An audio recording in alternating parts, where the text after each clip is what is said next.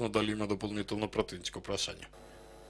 Господине Заев, Метаморфозис е организација чиј основач е Институтот Отворено општество, популарно наречен Сорос. Околу тоа нема да коментирам.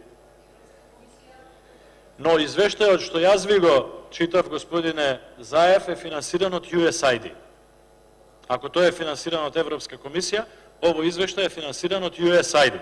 И овој извештај вели дека еден учесник на тендер во 2016 година имало 22% од тендерите, а во 2018 37%. Значи, како да ви кажам, јас не сакам ништо да прејудицирам во ова, но вие мора да си превземете мерка по овој основ.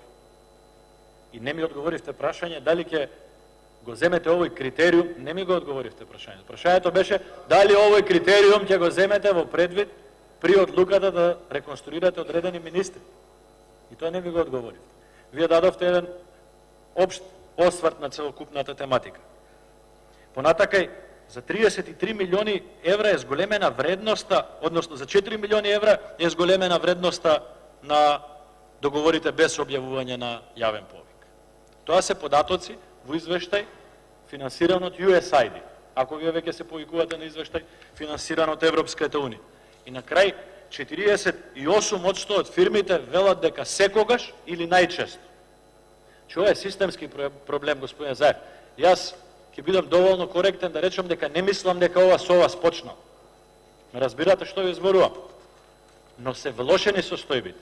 И не случајно, господин Заев, прво, то прашање беше посветено на прибирање на парите во буџетот. Второто прашање беше посветено на одливање на парите од буџетот. Зошто? Заради тоа што се што можевте да зголемите како прилив во буџетот го направивте. Имате 3,7 милиарди буџет.